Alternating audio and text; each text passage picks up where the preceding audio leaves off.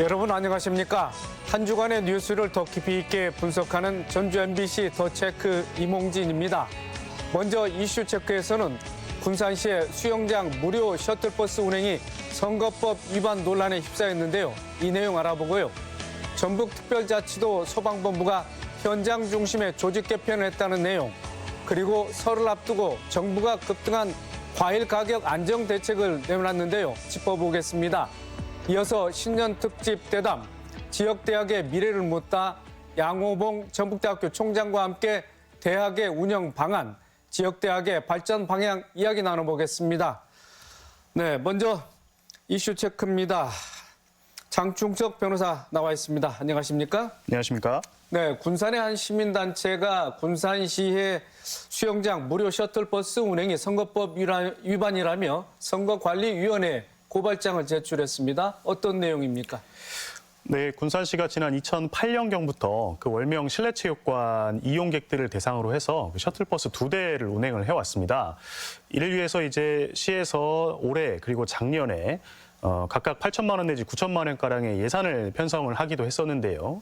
최근에 이제 한 시민단체가 이런 무료 셔틀버스 운행 행위가 공직선거법이 금지하는 기부행위에 해당한다, 이런 취지로 선관위에 고발장을 제출한 사안입니다.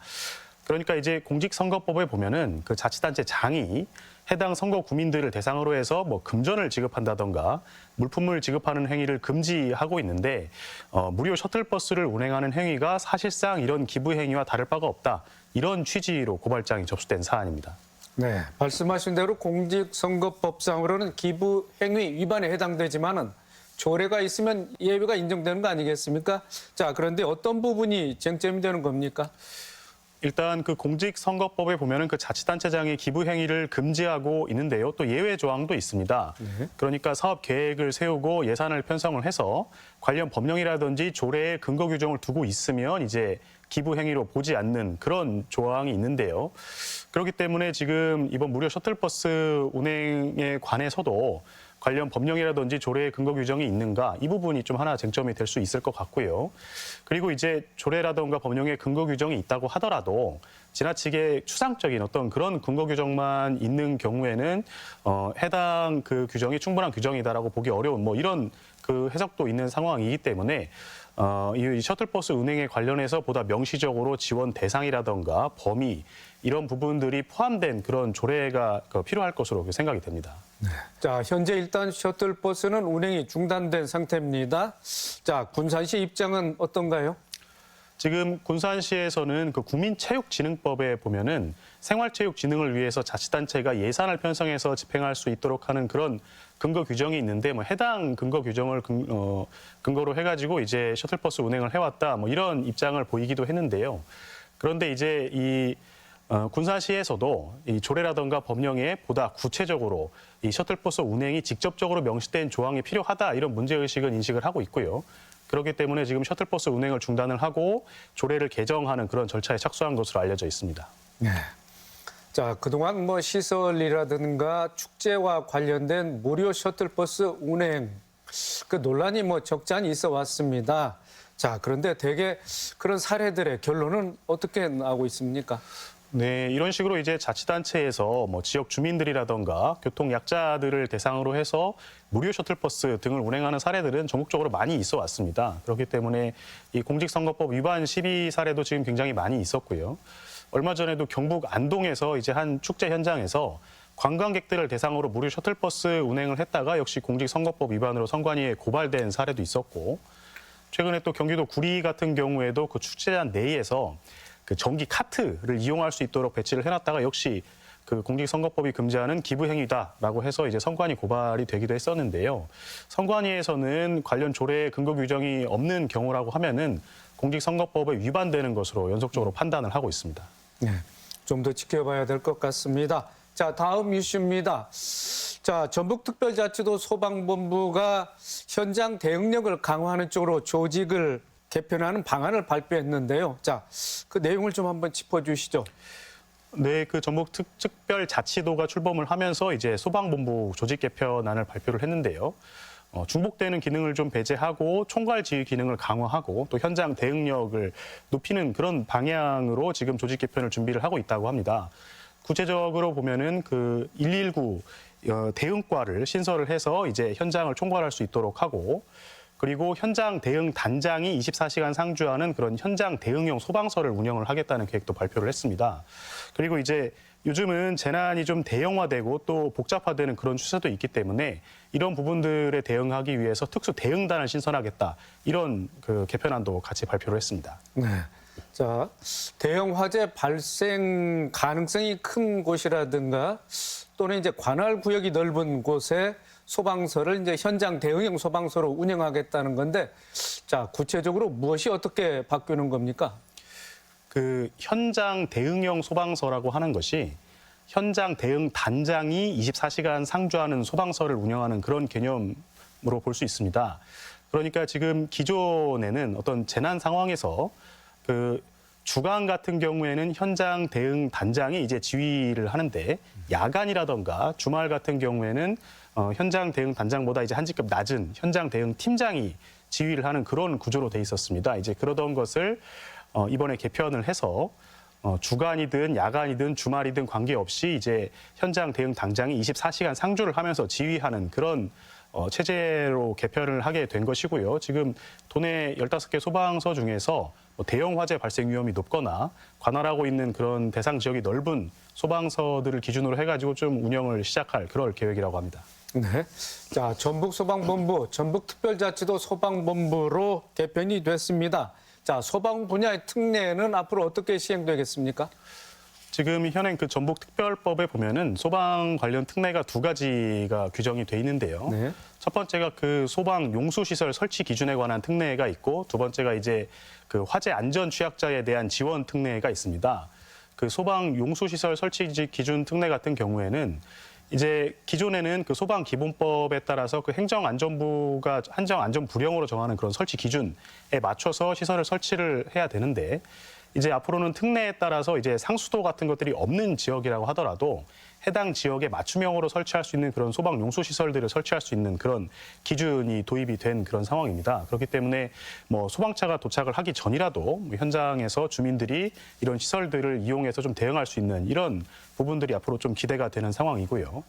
그리고 지금 그 화재 안전 취약자들을 대상으로 한 그 특례 같은 경우에는 뭐 장애인이라던가 고령의 어떤 노인분들, 이런 분들이 이용할 수 있는 소방 시설들을 설치할 수 있는 그런 지원 기준을 앞으로 마련할 수 있게 된 것인데요. 뭐 예를 들어서 그 시각장애인 분들 같은 경우에는 이렇게 손으로 만져가지고 찾을 수 있는 피난 유도선을 설치를 한다든지, 뭐 청각장애인 같은 분들 같은 경우에는 이제 시각적으로 볼 수 있는 화재 경보기를 설치를 한다든지, 뭐 미끄럼 방지 패드라든지 이런 부분들을 상황에 맞게 맞춤형으로 설치할 수 있는 그런 설치 기준들이 마련됐다, 이렇게 볼 수 있습니다.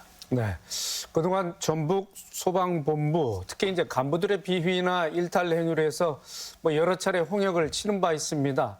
자, 이름이 새롭게 바뀌고 새롭게 출발한 만큼 쇄신안도 좀 필요할 것 같습니다. 어떻습니까?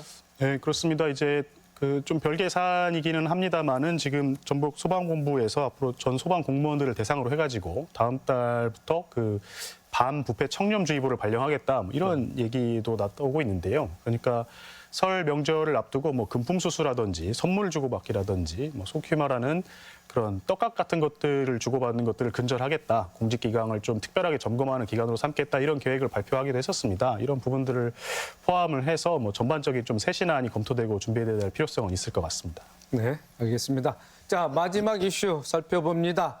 지난 추석에 사과를 비롯해서 과일값이 뭐 천정부지였는데 지금도 여전합니다. 설을 앞두고 벌써부터 걱정하는 분들이 많은데, 자, 요즘 사과와 배 시세는 어떻습니까? 네, 지금 사과, 배 시세가 여전히 예년에 비해서 상당히 많이 높은 그런 상황으로 나와 있습니다. 지금 시장 경매가를 기준으로 해가지고 사과 같은 경우에는 예년보다 30%가량 높은 그런 가격대가 형성이 돼 있고, 배 같은 경우에는 뭐 두 배 반 이렇게 높은 가격으로 시세가 형성이 되어 있는 그런 상황이고요. 지금 전국적인 어떤 물량 부족 현상으로 인한 것이기 때문에 이게 전북만의 상황은 아니고 전국적으로 비슷한 상황입니다.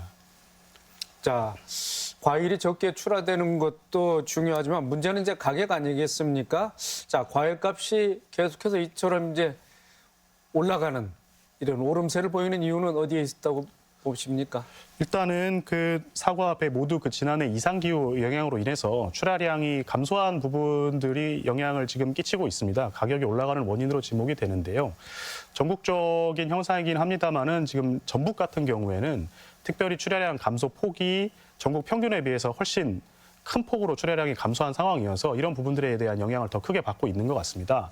그리고 사과나 배 같은 것들이 지금 1년에 한 번밖에 수확을 못하는 작물이기 때문에 한 번 변동된 가격이 쉽사리 다시 변동되기는 좀 어려운 그런 상황이기도 해서요. 별도의 공급 대책이라든가 이런 것이 없이는 가격이 내려가기는 어려운 그런 상황으로 전망이 되고 있습니다. 네. 자, 그래서 정부가 설 명절을 앞두고 사과와 배를 비롯한 과일 공급을 확대하겠다는 민생 안정 대책을 내놨습니다. 자, 실효성 어떻게 예상하고 계십니까?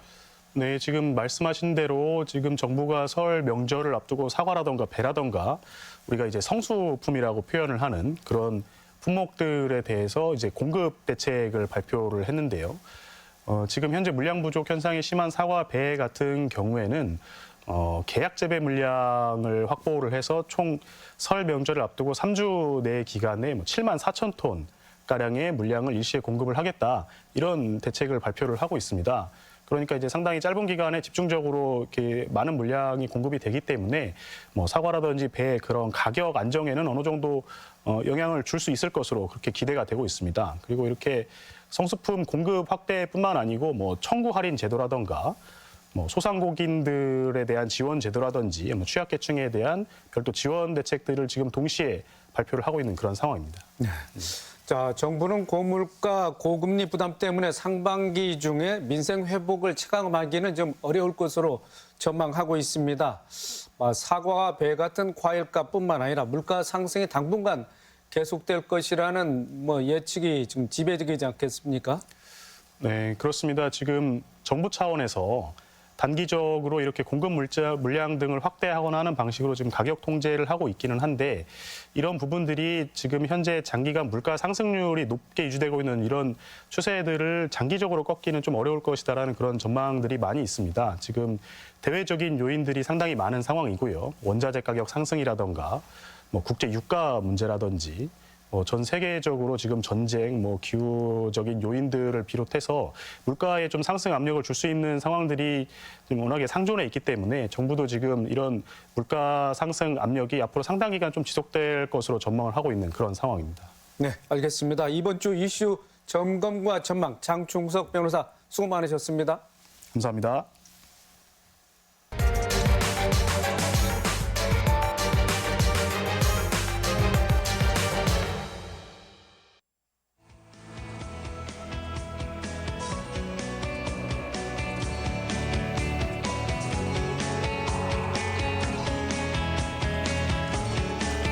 학교에 들어갈 인구는 줄어드는 반면 수도권으로 빠져나가는 인재는 늘어나면서 지역 대학의 위기감이 갈수록 커지고 있습니다. 각 대학은 깊은 고민에 빠졌고 대책 마련에도 분주한데요. 특히 지난해에는 선정된 대학에 1,000억 원을 지원하는 글로컬 대학 사업이 대학 통합 논의에 불을 지피기도 했습니다. 정부도 강도 높은 변화와 혁신을 요구하고 있는 가운데 지역 대학의 현 주소 미래는 어떨지 이야기 나눠보겠습니다. 신년 특집 대담 지역대학의 미래를 묻다 양호봉 전북대학교 총장 나와 있습니다. 총장님 어서 오십시오. 예, 안녕하십니까. 네. 자, 지난해 2월 17일에 임기를 시작하셨고 한 달여 후에 정식 이제 취임식을 가졌습니다. 네네. 자, 취임 1년이 됐고 제 10부대 전북대학교 총장으로서 왕성하게 그리고 바쁘게 임기를 이제 수행해 오셨는데 자, 지난 1년간의 소회를 좀 듣고 본격적인 토론 이어가도록 하겠습니다. 네, 그렇습니다. 지난 1년 제가 작년 2월 17일 날 임기를 시작했는데요. 지난 1년은 정말 제가 열심히 뛰느라고 1년이 어떻게 간지를 모를 정도로 제가 열심히 뛰었던 기억입니다. 그 열심히 뛴 결과 좋은 성과들이 많아서 사실 작년 개묘년 1년은 도약의 그 한 해였다. 전북대학교나 전라북도에서 그런 생각을 좀 하고 있습니다. 자, 전북대학교가 개교 또 77년을 맞이하지 않았겠습니까? 네네. 행운의 숫자라 77인데. 네네. 자, 감회를 말씀하셨지만은 또 어떤 좀 포부도 있을 것 같습니다. 총장 취임사에서 말씀하신 그 내용을 좀 잠깐 들려주시죠. 네네, 그렇습니다. 우리 전북대학교가 그 1947년에 개교를 했기 때문에 올해가 이제 77년이고요. 그래서 상당히 의미 있는 해라고 보고 있습니다. 작년에 저희가 이제 제가 임기를 시작하고 그 글로컬 30 사업을 비롯해서 반도체 특성화 대학원 이런 사업들을 통해서 한 4천억 정도의 대형 그 국책 사업을 유치를 했고요. 저희가 이제 그것뿐만 아니고 그 2023년도 대학 평가에서 중앙일보가 평가를 했습니다마는 그 비수도권 1위, 국립대 1위를 차지했습니다. 그래서 전북대학교 위상이 한껏 높아진 한 해로 저희가 보고 있고, 그래서 이제 올해 2024년은 그 도약을 발판으로 갑진년처럼 청룡의 해처럼 비상을 할 그런 계획을 가지고 있습니다. 그래서 제가 신년사에서 전북대학교는 이제 그 비수도권 1위지만은 앞으로 10년 내에 우리나라의 10위권 이내 대학으로 도약하는 그런 비상하는 그런 한 해로 저희가 올해를 잡고 있습니다. 따라서 앞으로 전북대학교가 이제 그 비수도권이 아니고 수도권을 포함해서도 10위권 이내에 우리나라를 대표하는 명문, 그다음에 세계 100위권 대학으로 진입해서 글로벌 명문으로 도약하는 한 해로 삼고자 합니다. 네.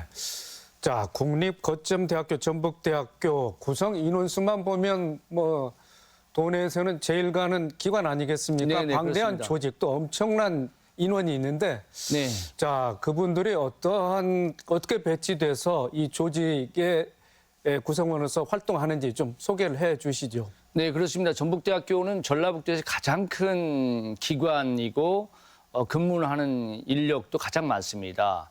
그 학생이 한 2만 5천 명 정도 됩니다. 사실은 학부생 한 2만 명, 대학원생 5천 명, 그다음에 교직원 합쳐서 한 3천 명이고요. 일반 이제 계약직까지 합치면 한 3만 명 정도가 근무하는 메머드 기관이라고 볼 수가 있고요. 그다음에 이제 우리 전라북도에서 가장 젊은 층이 많이 그 활동하고 있는 경제 활동을 하고 있는 그런 기관이기 때문에 이 전라북도에서 기여도 상당히 높고요. 그다음에 그 전라북도의 미래를 우리가 지금 책임지고 있다. 이렇게 저희는 자부하고 있습니다. 네.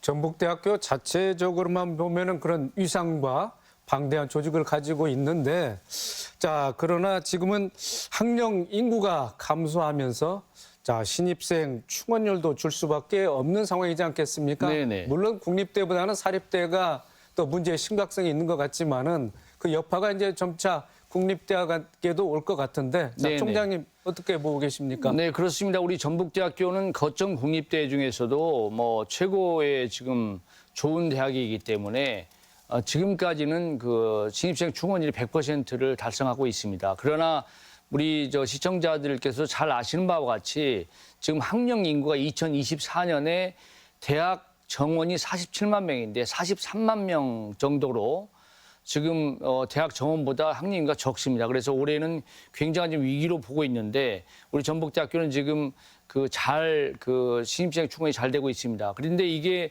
2040년 되면은 학령 인구가 26만 명으로 줄어들어 가지고 지금 저희 전북대학교의 입학 정원이 4,200명인데 2,000명 정도의 신입생을 가지고 있는 규모의 대학이 100개가 없어져야 되는 굉장한 위기로 지금 보고 있습니다. 따라서 그 지금 지역 대학들이 그 생존을 위해서 굉장히 노력을 하고 있습니다. 저희 대학도 마찬가지로 올해 저희가 작년에 글로컬 30 사업에 선정이 되어서 국비 1,000억, 지방비 1,000억을 포함해서 한 2,000억을 저희가 투입을 하고 그다음에 대형 국책 사업을 포함해서 한 4,000억을 저희가 그 확보를 했기 때문에 앞으로 남은 그 3, 4년 동안 매년 1,000억 이상의 그 장학금이랄지 또 교육 시설 투자랄지 이런 걸 통해서 명문학교로 도약을 해가지고 저희가 우리 국내뿐만 아니고 해외 외국인 유학생도 한 5천 명 유치를 해서 저희는 이제 이 국내에서 머물지 않고 글로벌 명문으로 저희가 도약을 해서 우리나라 국가의 그 중요한 인재 양성 그리고 세계의 글로벌 인재들을 우리가 양성을 해서 세계에 진출하는 그런 명문 대학으로 저희가 도약을 하도록 노력을 하겠습니다. 네. 자, 글로컬 대학 34업. 네네. 여러 차례 좀 언급을 하셨는데 또 지난해 또 가장 큰 성과이지 않겠었습니까? 네. 자, 전국적으로 치열한 경쟁을 뚫고 선정이 됐는데 자, 어떤 전략이 주요했다고 보십니까? 네, 그렇습니다. 전국의 지금 대학들 중에서 한 99개가 이제 뭐 2개 대학이 연합해서 들어온 걸 포함해서 99개입니다. 그러니까 총 대학의 수는 한 108개 정도가 작년 글로컬 사업에 응모를 했는데요. 그중에 이제 그 예비 단계로서 15개가 선정이 물론 전북대학교는 예비도 선정되었고 그다음에 최종적으로 그 작년 11월 30일 날 10개의 그 글로컬 대학을 선정을 했습니다. 전북대학교는 뭐 당당히 거기에 선정이 되었고요. 그렇기 때문에 글로컬 대학 사업이 굉장히 중요한 의미가 있는 것이 그 지역 우리 대한민국이 인정한 명문대학교다. 이걸 인정을 하는 그런 중요한 그 사업이기 때문에 모든 대학들이 사활을 걸고 이 글로컬 대학 30 사업의 유치를 뛰어들었습니다. 저희 전북대학교가 아주 우수한 성적으로 글로컬 대학에 선정이 되었기 때문에 이제 앞으로 이걸 바탕으로 해서 세계적인 명문으로 가는 굉장히 중요한 그 모멘텀을 저희가 잡았다 이렇게 생각을 하고 있습니다. 네. 자, 지난 1년 동안 총장님을 위시해서 많은 교직원들이 애를 쓴 덕분에 네네. 이제 글로컬 대학 사업에 선정됐는데 자, 정부도 그렇다면은 이제 대학에 대해서 강도 높은 뭐 체질 개선을 요구하고 있는 이런 상황이지 않겠습니까? 네네. 자, 그러면 정부는 어떻게 지원하고 이에 대응해서 각 대학들은 어떻게 또 역량을 강화해야 될까요?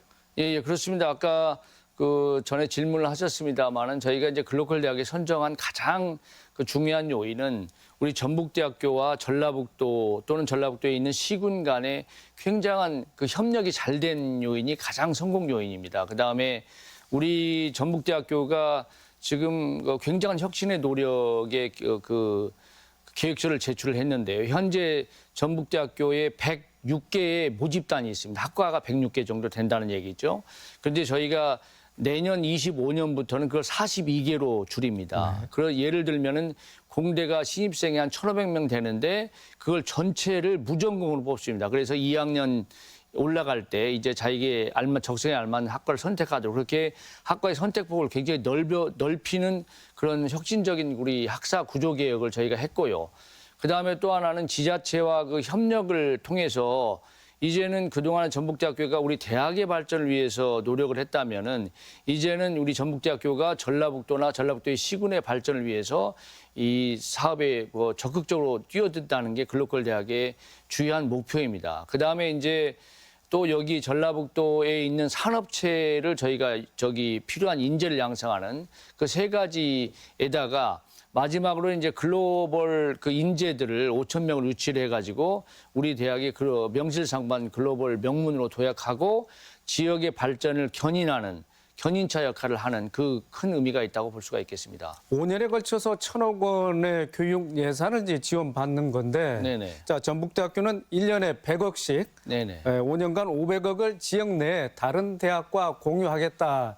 이렇게 공언하지 않았겠습니까? 네네. 자, 어떤 의미가 있습니까? 네, 그렇습니다. 이 정부가 연 200억씩 5년간 1,000억, 그다음에 저희가 전라북도가 연 100억씩 500억, 그다음에 전주시가 연 60억씩 300억, 그다음에 남원시가 연 30억씩 5년간 150억에서 거의 1,000억 정도를 저희가 지방비를 투자를 받았는데요. 그중에 전라북도가 되는 100억은 이 전라북도에 있는 대학들의 특성화나 대학의 상생을 위해서 저희가 그 내놓아서 전라북도 대학들이 이 그 100억을 기반으로 해서 특성화도 유도하고 더 상생하는 그 계기로 삼고자 저희가 100억을 지방대에 내놓기로 했습니다. 우리 지역에 있는 전북 지역에 있는 대학이 쓸 수 있도록요. 네.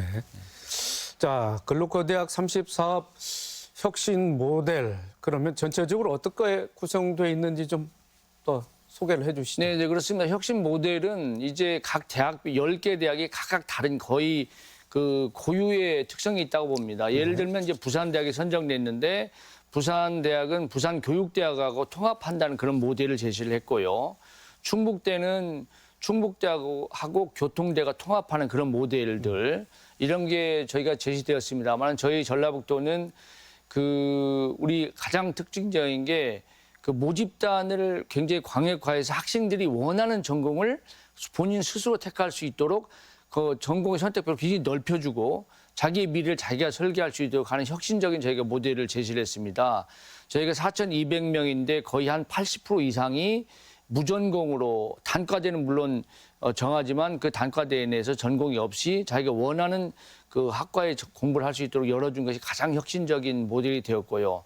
그 다음에 이제 저희가 또 하나 혁신적인 모델은 뭐냐면은 그 남원의 서남대학교가 폐교가 2018년에 됐는데 그 폐교에 따라서 남원의 인구가 급감하고 있고요. 지역 소멸이 굉장히 가속화되고 있고 지역의 생산도 300억씩 줄어들고 있습니다. 그래서 굉장한 위기에 빠져 있기 때문에 이런 폐교된 대학을 재생해 가지고 저희가 그 지역도 그 활력을 불어넣고 그다음에 저희 대학도 이제 저희 본교 전주에 있는 본교와 다른 K 컬처랄지 K 커머스 또는 K 과학기술의 학과를 만들어가지고 외국인 학생들이 거기 와서 공부를 하고 자기 지역의 첨단 산업을 발전시킬 수 있는 그런 모델을 저희가 제시를 해가지고 그 좋은 점수를 받은 것 같습니다.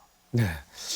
자, 당시 정부 발표 때 보면은 이제 지역과의 긴밀한 연계 또 지역 대학과의 기민한 협력이 좋은 평가를 받았던 것 같습니다. 관련해서 전북대학교는 지역 발전을 이끄는 플래그십 대학을 표방하고 있지 않습니까? 네네. 자, 어떤 네. 개념인지 좀 소상히 설명을 해 주시죠. 네, 플래그십 대학이라는 것은 거대한 함선 연합에서 맨 앞에서 그걸 끌고 가는 걸 플래그십 대학이라고 하는데 예를 들면 이제 캘리포니아의 UC 버클리 대학이 플래그십 대학이고 UCLA, UC 데이비스 샌디에고 이제 10개의 그 UC 대학이 있는데 그 플래그십 대학이 UC 버클리입니다. 저희도 우리 전북대학교도 전라북도에 있는 10개 대학에 굉장히 선두에 서서 우리 전라북도의 발전을 이끄는 그런 군단의 그 맏형 역할을 하는 걸 플래그십 대학이라고 하는데요. 요게 이제 그 굉장히 중요한 의미를 가지고 있는 것은 그동안의 대학들이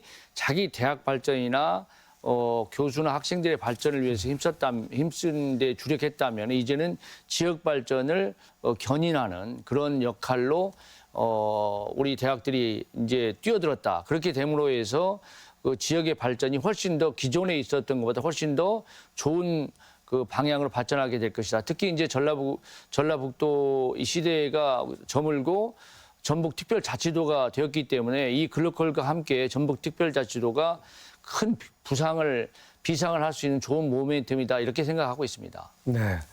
자, 그런데 정부가 이제 차등 지원을 하겠다거나 또는 3년차, 5년차의 평가를 해서 자, 어떤 기준에 미달하게 되면은 또 지원금을 해소하겠다 이런 얘기도 들리는 것 같습니다. 네네. 그렇다면 이제 성과를 내야 되겠는데 네네. 올해가 그 원년이 되지 않겠습니까? 총장님께서는 이제 어느 부분에 방점을 두고 이 사업을 추진하실 건지 좀 말씀을 해주시죠. 네네. 저희 전북대학교가 이제 제시한 게 우리 우선은 그 학사 구조 개혁, 교육 개혁을 가장 먼저 올해 해야 됩니다. 올해 해서 내년 신입생 모집부터 105개 모집 단위를 42개로 예를 들면 이제 공대, 상대, 자연대, 인문대, 사회대 이런 데는 모두 다 단과 대학 내에 전공이 없이 들어와가지고 공대는 이제 1,500명쯤 됩니다만 들어와서 자기가 1년간 공부해보고 자기의 적성에 맞는 전자공학이랄지 아니면 컴퓨터랄지 기계랄지 화공이랄지 이런 걸 선택해서 갈 수 있도록 우리 학사구조 개혁을 가장 먼저 해야 되고요. 그다음에 이제 서남대 그 캠퍼스를 저희 캠퍼스로 이전하는 그런 작업을 가장 먼저 해야 되고 그다음에 주익이라고 대학 산업도시를 저희가 육성을 하려고 하는데 새만금에 이제 저희 전북대학교 글로벌 캠퍼스를 만들어서 2차 전지랄지 K방산이랄지 반도체 센서랄지 이런 첨단 산업을 저희 전북대학교 직접 들어가서 같이 산업체와 함께 발전시키는 그런 모델. 또 하나는 이제 전주 완주가 농생명하고 수소에 굉장히 지금 국가 지정을 받았기 때문에 그런 걸 발전을 통해서 전라북도를 이끄는 그런 발전시키는 거. 그다음에 또 하나는 이제 익산하고 정읍이 그 동물의약품에 굉장히 특화되어 있습니다. 그것을 저희 대학교의 그 캠퍼스가 익산도 있고 정읍도 있기 때문에 그 중심으로 그 기업들을 R&D랄지 기업들의 그 어떤 그 원하는 것을 저희가 도와가지고 기업들이 많이 유치가 되고 대학과 함께 그 기업을 발전시키면 결국 지역 발전을 이루는 그 역할에 일단 올해 집중할 생각입니다. 총장님, 자 학생수를 감축한다든지 예. 또 이제 교원 수를 줄인다든지 이런 부조 개혁은 어떻게 진행이 될 것 같습니까? 이번에 저희가 그런 계획은 절대 내지 않았습니다. 왜 그러냐면은 저는 이제 원래부터 우리 전라북도가 대학의 그 입학 정원을 줄인달지 교원의 수를 줄인달지 이런 것은 축소지향적으로 가기 때문에 이제 그런 방향은 옳지 않은 방향이다. 전라북도가 더 확대되고 발전하려면 우선 대학부터 잘 돼야 되는데 저희가 학생 수가 준다고 해서 저희가 정원을 줄이게 되면은 전라북도도 같이 젊은 층이 줄어들고 결국은 산업도 위축되고 전반적으로 위축되기 때문에 저는 오히려 이번 그 글로컬 사업과 저희가 4천억 이상 대형 국책 사업이 유치한 그런 풍부한 자금을 투자를 해서 세계적인 명문 대학으로 저희가 도약을 하게 되면은 세계 유수한 인재들이 우리 대학에 와서 공부를 하고 또 이 지역에서 정주를 해서 우리 이 지역에 필요한 인재로 여기서 살도록 하는 그런 게 이 글로컬 사업의 가장 중요한 목표이기 때문에 이제 이 지역에서 우리 대학에서 공부를 하고 아주 우수한 그 외국인은 우리 전라북도에 그 필요한 산업체에 취업을 하고 또 필요한 도시에 정주를 하게 되는 그런 계획까지 들어있기 때문에 저희는 뭐 어떤 뭐 정원을 줄인달지 그다음에 교수님 숫자를 절대 줄이지 않는다는 약속을 제가 했고 또 그런 걸 충분히 이번 선정 시에도 설명을 해서 굉장히 옳은 방향이다. 우리나라가 결국은 미국처럼 세계적인 교육 국가가 되어야만 좋은 나라로 되는 거다는 것이 굉장히 다들 공감하고 있기 때문에 아마 우리 전북대학교가 이 글로벌 명문으로 돼서 우수한 해외 인재들이 와가지고 필요한 그 산업체랄지 필요한 지역에 정주를 하게 되는 그런 선순환적인 구조가 될 거라고 확신을 합니다. 네, 글로컬 대학 30사업과 함께 병행해서 이제 RIS 사업 있지 않습니까? 네네네. 그것도 교육 혁신 사업인데 네네. 지자체와 대학 협력 기반하는 교육 혁신 사업이지 않겠습니까? 네네 그렇습니다. 그 관련 내용도 좀 전북대학교가 중점적으로 추진해야 되는 사업 네네, 그렇습니다. 아니겠습니까? 예, 예. 어떻게 좀 진행되고 있습니까? 예, 제가 작년에 취임해서 이제 그 지역 혁신 사업 RIS 사업도 2,145억 5년간 투자되는 그런 대형 프로젝트인데 저희가 주도해서 전라북도 함께 이것을 정부에서 유치를 했습니다. 이제 그래서 그 RIS는 주로 어떤 방향이냐면은 그 미래 수송기기, 그다음에 농생명, 그다음에 에너지 신산업 이 세 분야에 집중적인 그 인재를 양성하고 필요한 이 산업체 우리 전라북도에 있는 산업체에 필요한 그 세 가지 분야의 인재를 집중 양성을 하고 또 그 산업체가 필요한 미래 기술을 저희가 R&D를 통해서 개발하는 그런 사업이기 때문에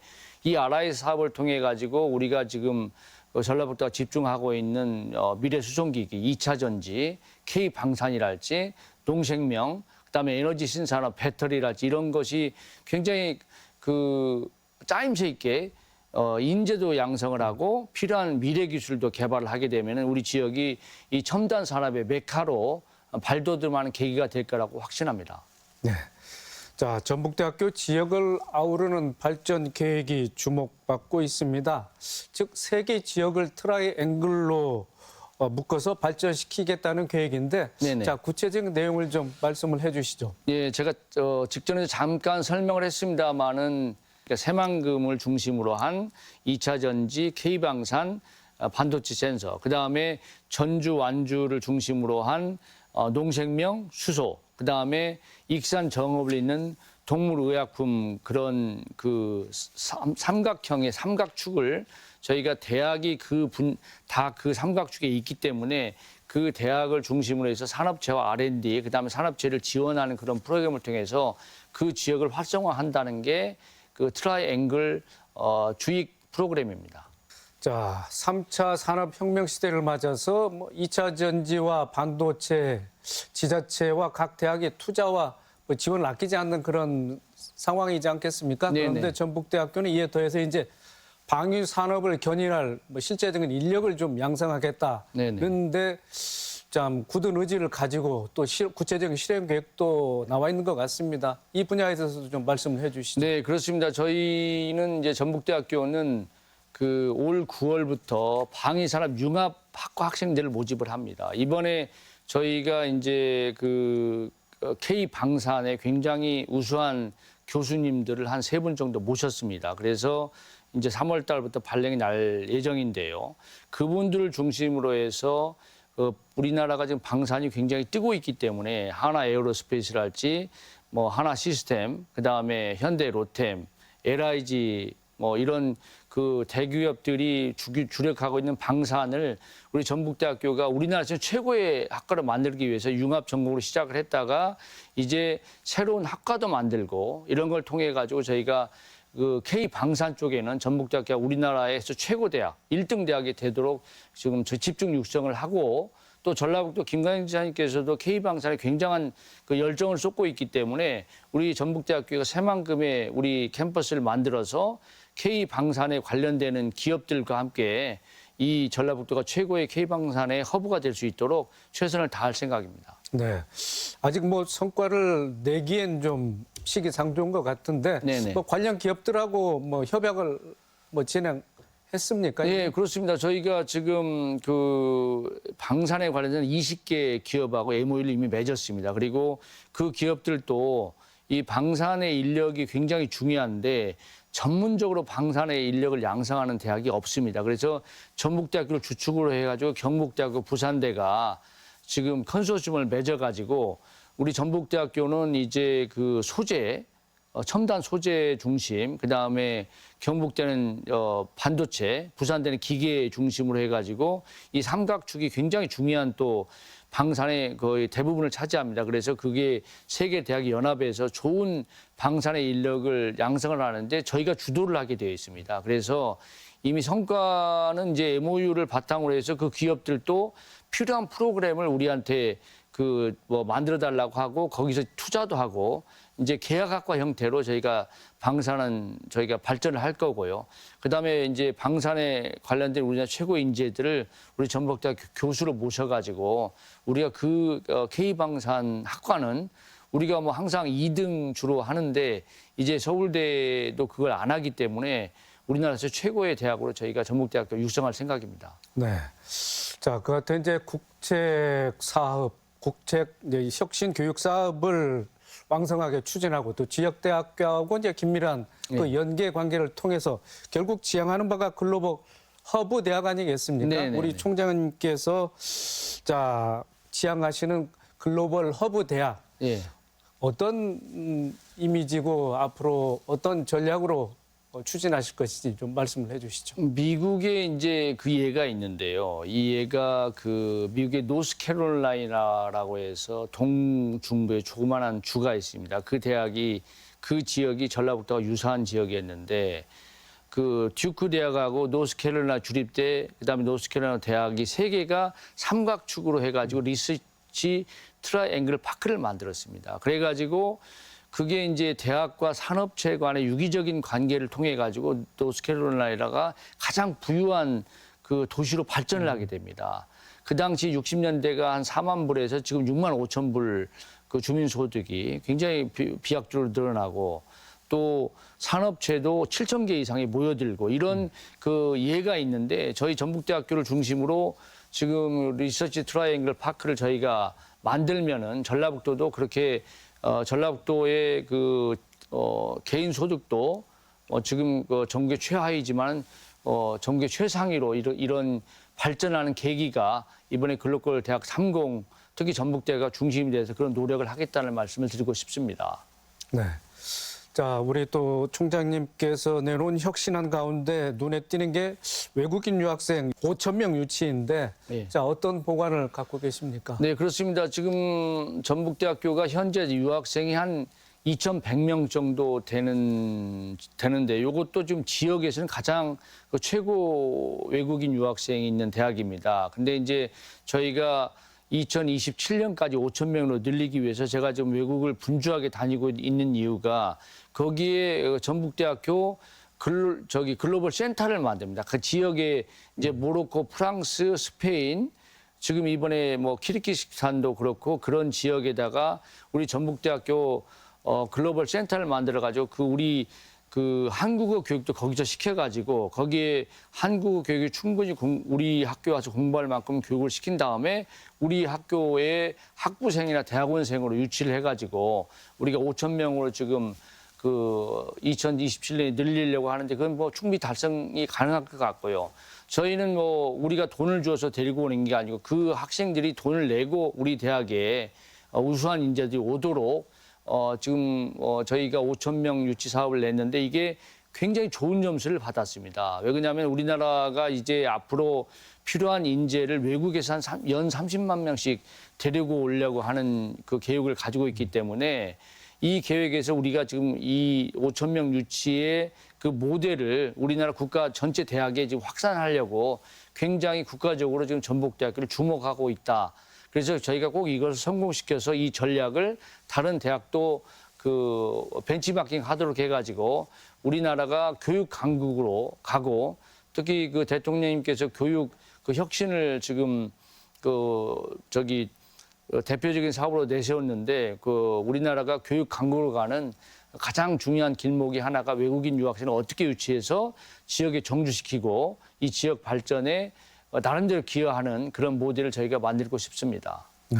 자, 지역의 캠퍼스라든지 외국인 유학생을 유치했을 때 전북대학교 등록금을 지금 15년 가까이 지금 동결한 상태 아니겠습니까? 네, 그렇습니다. 어떻게 지원을 할지 좀 궁금합니다. 예, 그렇습니다. 저희 지금 전북대학교 1년 학비가 480만 원 정도입니다. 1년 한 학기 한 240만 원 정도인데요. 이게 지금 15년간 좀 동결이 되었지만은 저희가 이제 아까 말씀드린 글로벌 사업이랄지 RIS랄지 이제 반도체 특성화 대학이랄지 이런 정부의 대형 국책 사업을 통해서 저희가 이제 등록금이 늘어나지 않아도 학생들을 정말 양질의 교육을 시킬 수 있도록 그런 대형 국책 사업을 충분히 따고요. 그래서 학생들이 뭐 등록금 걱정 없이 좀 공부할 수 있도록 저희가 장학금도 실제로 한 67%는 장학금으로 돌려받습니다. 돈을 등록금을 내고요.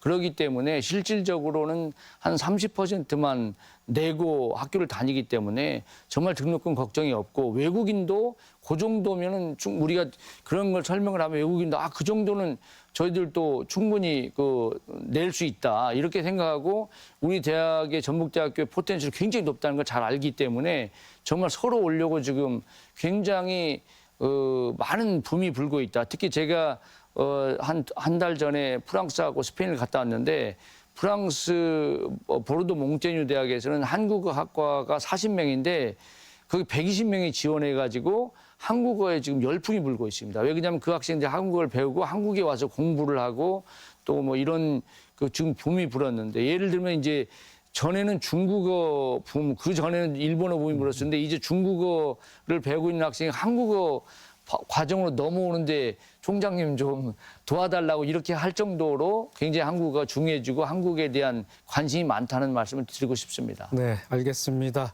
자, 전북대학교가 거점 국립대학의 위상을 다지고 글로벌 허브 대학으로 도약하기 위한 우리 양호봉 총장님의 비전과 포부를 들어봤는데 자, 토론을 마칠 시간이 다 된 것 같습니다. 네네. 마지막으로 올해 각오와 함께 도민들과 또 구성원들에게 당부하고 싶은 말씀 듣고 이 시간 마치도록 하겠습니다. 네네.